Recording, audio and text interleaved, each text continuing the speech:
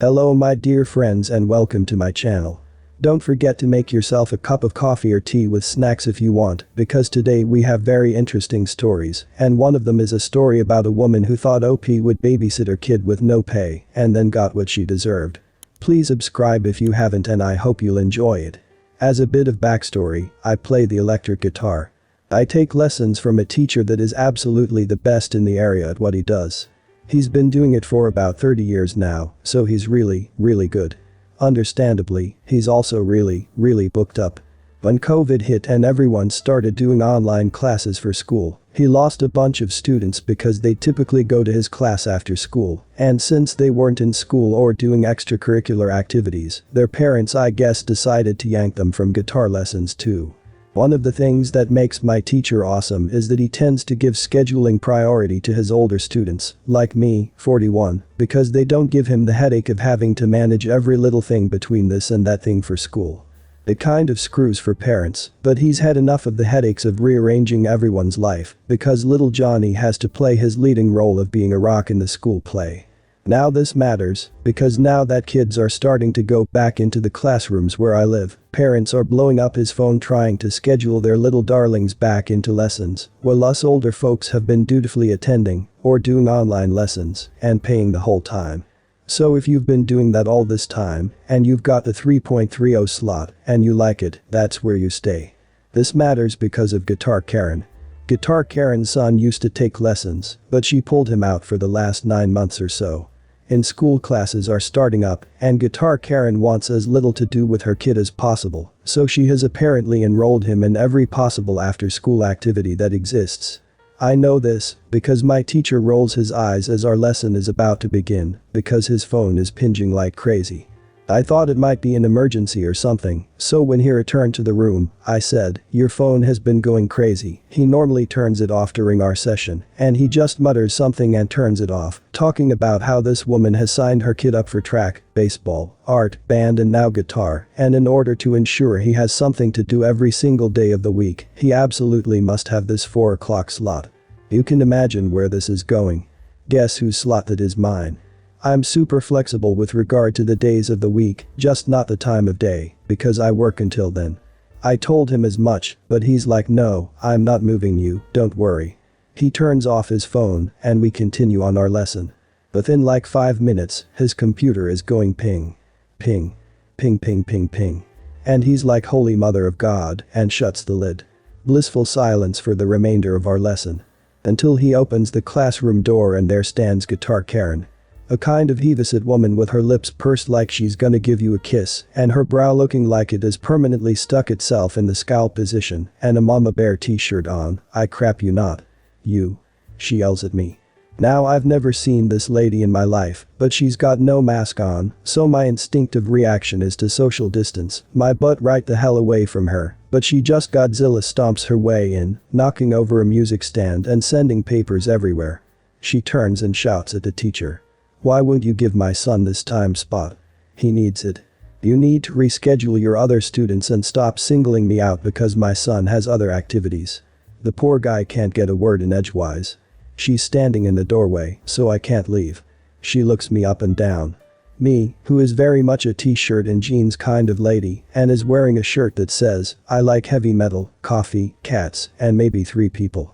And is like, "I bet you don't even have a job. You're probably some washed out college dropout. Would you pick this time slot anyway? Is it because you knew someone like me might need it?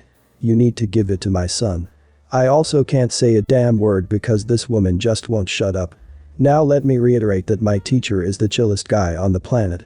But he nearly died last year from sepsis on top of the whole COVID thing, so he's really understandably pissed when someone gets in your face and is stabbing your chest with their long-nailed finger and spraying insults without a mask on.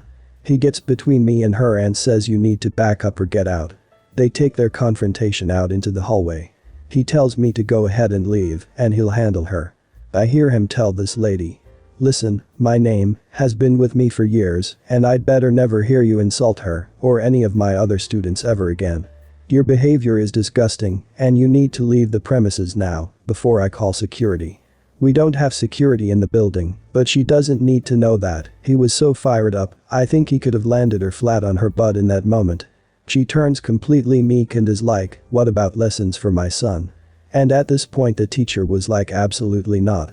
And she's like, "But he needs this." And the teacher said, "Not my problem," and acted as if he were dialing security on his phone. She scuttled out of there as I was leaving the parking lot. I wanted to give my teacher the biggest high five. He later told me he didn't hear from her since then, but he thinks this isn't the last encounter. I imagine she's the type of person that will come down there every weekday at that time to berate whichever poor student has that spot, because her son obviously needs it. Update: I wish I could say I was surprised by how she reacted, but I can't say I really would put anything past this lady now. So now that the majority of kids are back in school, some of them have, surprise, been exposed to COVID or someone that might ever have had it. My teacher has a rule that if you've been around it, please do everyone the favor of self-quarantining and doing your next 2 weeks of classes online. He's got a very professional setup for delivering classes that way, cameras set up so you can see his hands close up and so on. The point is, he's invested a lot in making this little online studio in the storage closet of the classroom. This is relevant for what happens later. My lesson starts. Phone's off, computer closed. And about 10 minutes after we start, there's a knock at the door. He thought maybe a prior student left something, so he opened it without thinking, and there is guitar Karen's son standing there with his case, staring at his shoes. "You guys." She dropped him off and went to Burger King down the street. Just left him there. I heard him say that my mom said she discussed it with you and that I could come back and take lessons at this time because no other time was available. He even hands the teacher a check. "We prepay for lessons each month." Teacher will not accept the check. He's actually really calm and polite to the kid. I mean, it's not the kid's fault his mom is a banshee.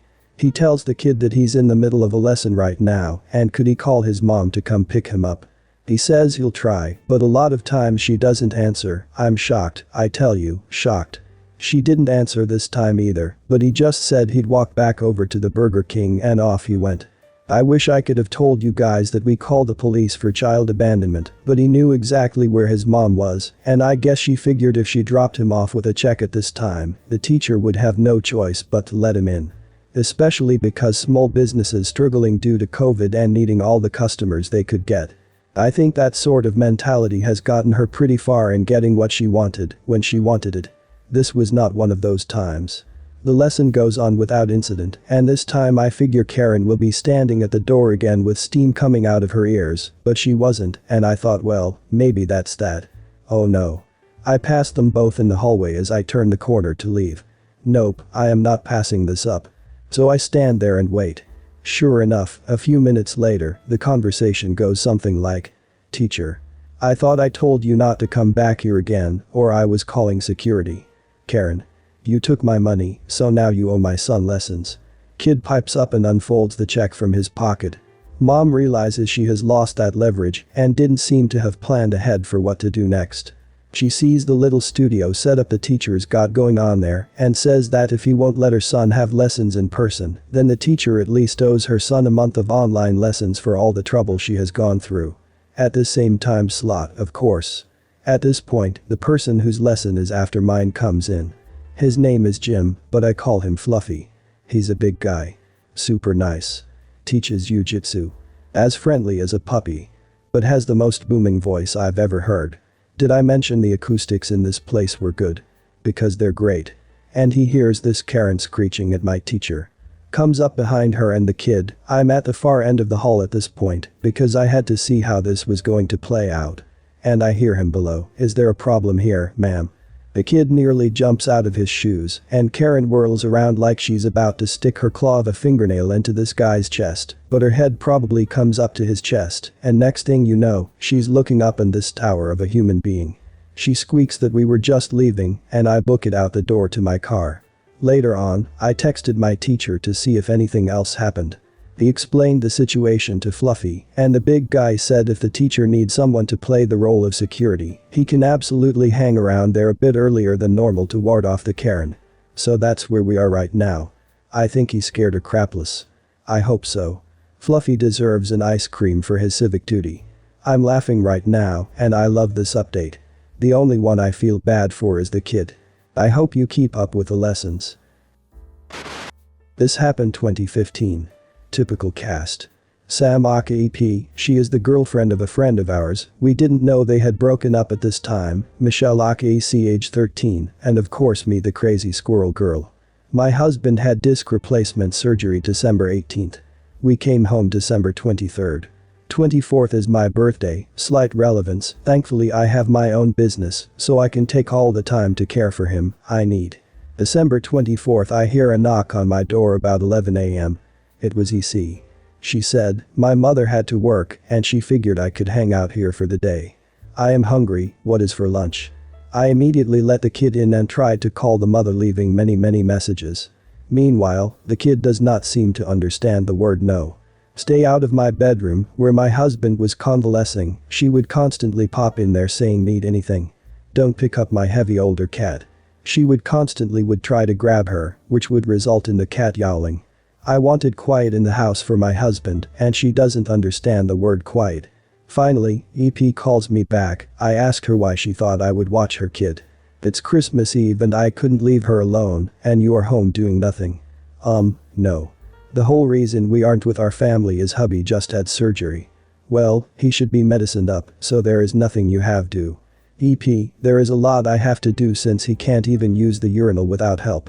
It's my freaking birthday, and this is inexcusable. Oh sorry, my break is up, I will come get her at 9.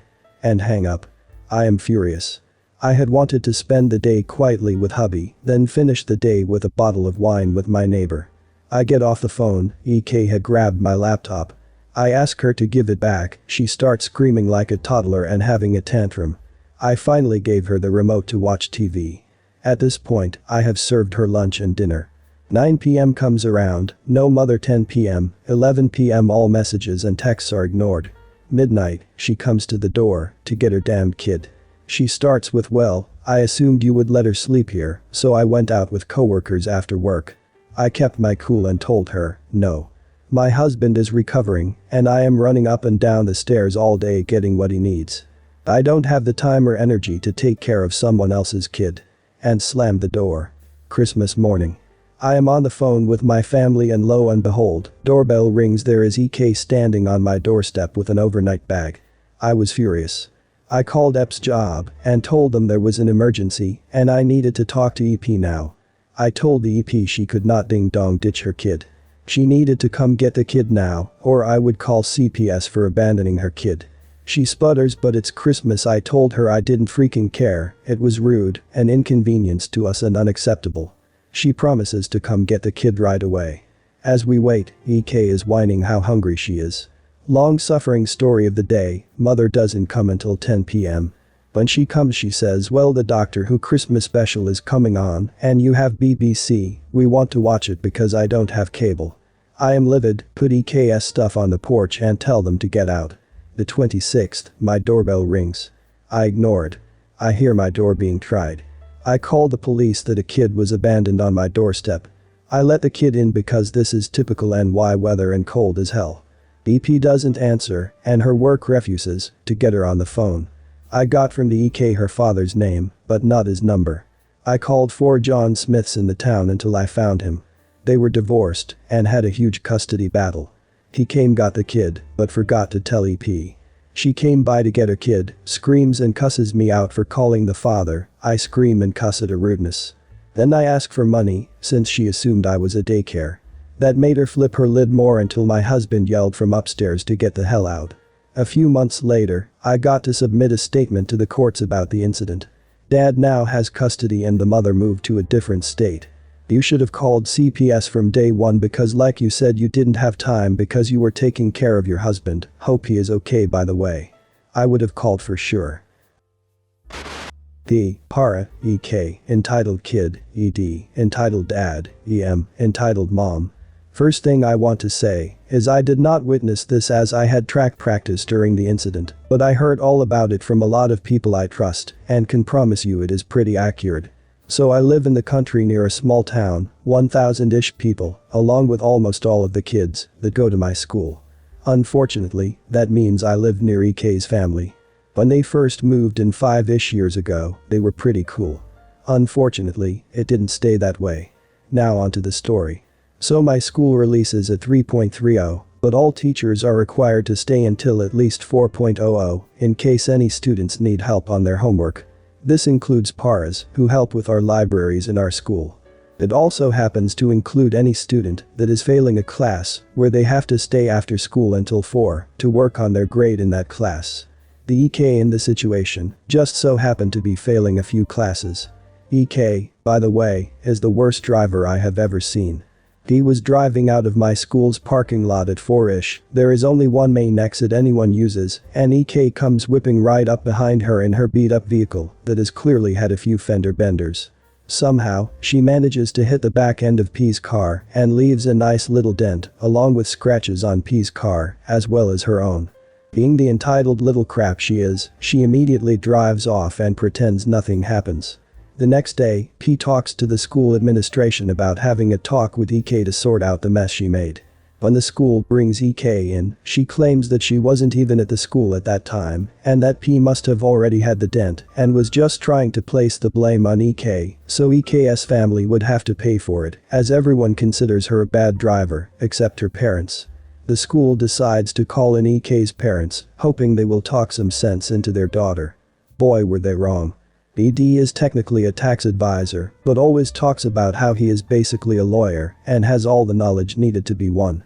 EM is just a hype man, I guess woman, to her husband. They are both crazy. When ED and EM come in, without even hearing any of the evidence, say that EK is innocent, as she could never do such a thing with how precious she is.